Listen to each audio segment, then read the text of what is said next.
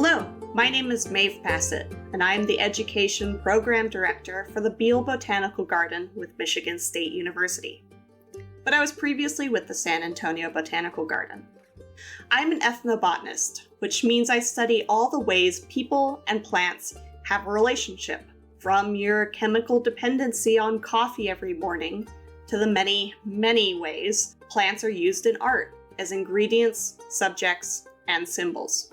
Let's look at this 1866 painting, San Isidro, Labrador, by Bolivian artist Joaquín Castañón, depicting Isidro the farmer, widely considered the patron saint of farmers and agricultural laborers. Every inch of this painting depicts a relationship with a plant. For example, Isidro's red suit was probably dyed using cochineal, the insect that makes the fuzzy growths you see on cacti in San Antonio. There's also a communal event under Isidro's left hand, which could depict husking of corn or shelling beans, complete with musical accompaniment.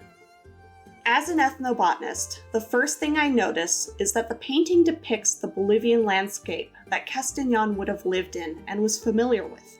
However, the Bolivia of the early 1100s, when San Isidro was living, would have been quite different. San Isidro's life in Spain coincided with the decline of the Tiwanaku Empire in what is now western Bolivia. They were a society known for their development of many agricultural techniques, including a raised field system that addressed the challenges of channeling water to more arid inland areas. In Spain, water availability for agriculture faced similar problems, resulting in one of Isidro's many miracles, striking a rock to bring forth water. We can see a hint of the Tiwanaku Empire's legacy in the back right of the painting, with a couple cooking over a pot, wearing more traditional South American garb, near their herd of llamas, one of the first domesticated animals in the Americas. However, all the domesticated animals being featured in the foreground were European imports, including the peacock, pig, horses, cows, and chickens. The same goes for many of the depicted crops, with wheat being the only readily discernible plant besides the bananas foraged from the forest. Wheat, which is often included in depictions of Isidro, was promoted as the pure Castilian crop, superior to maize.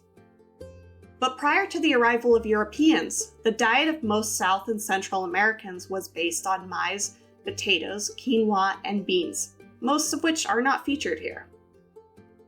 I appreciate that this painting depicts a diversity of life and labor, reflecting San Isidro's belief that the dignity of work and ordinary life can lead to holiness.